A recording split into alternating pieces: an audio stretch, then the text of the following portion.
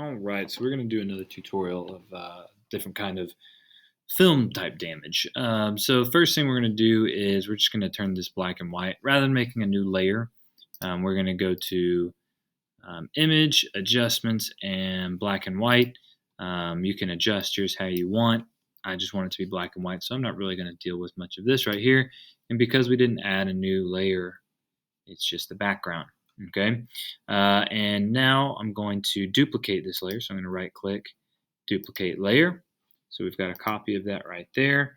And then I'm going to select a filter to put over this to stretch a couple areas out. Now, before I do that, we're not going to see these changes happen immediately, but I'm going to double click on this layer and I'm going to turn off the channels. I'm going to turn off the green and the blue channel. Those red channels, all that's showing up. Now we don't see anything because these are stacked on top of each other and they're the same. But if I turn off the background, we can see we've got this red layer there and they blend together in different ways.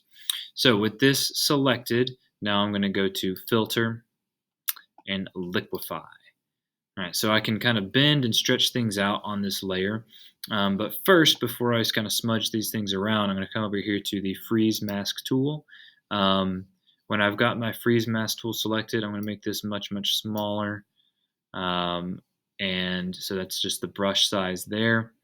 And I'm going to freeze this part so that we're not distorting the face. So on your subject, you don't want to distort the face. You want to make sure that looks nice and solid. Okay, and then I'm going to go up to the Smudge tool. There's a couple of things. So you can see the brush went back up big. That's good. You want to make sure that Pin Edges is stuck on there. And then down here, if the view options is not open right there, make sure we click this arrow on the view options, and we want to show backdrop. Okay, that means we want to show the layer behind it. So what's going to happen here, and you want to be kind of careful with it, but we definitely want this smudge. So again, I'm using the Smudge tool now to kind of smudge the hair over so we see that. Maybe smudge the hands over there, and then maybe get one going the opposite direction there. So we've got the elbow leaking out, the hands leaking out, the hair leaking out. But our face, we used that Freeze Mask tool on the face, so it did not get smudged with this. All right, so something real simple like that. Maybe even deal with these poles over here. That could look cool. So smudge that a little bit as well. Okay, and click OK. All right, so we can see because we smudged the lower layer, those things are stretched out a little bit more than the other, and so it doesn't line up perfectly, and we've got this cool look to it. All right, so now we're going to add some curves just to control the contrast a little bit.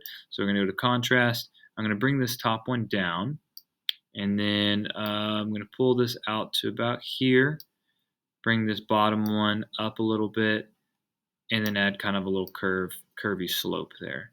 So you can see here, it's just kind of, this is another way to get more, adding more to that film look there. So create kind of this S curve, very slight S curve there. You want yours to look similar. All right, and then now I'm going to select all of these. So if I hold down Command and I click on all of these right here, right click, and I'm going to convert to Smart Object. All right, so with all those converted to a Smart Object, so I'm working with them together, I'm going to go to Filter again, and I'm going to go to Noise, Add Noise,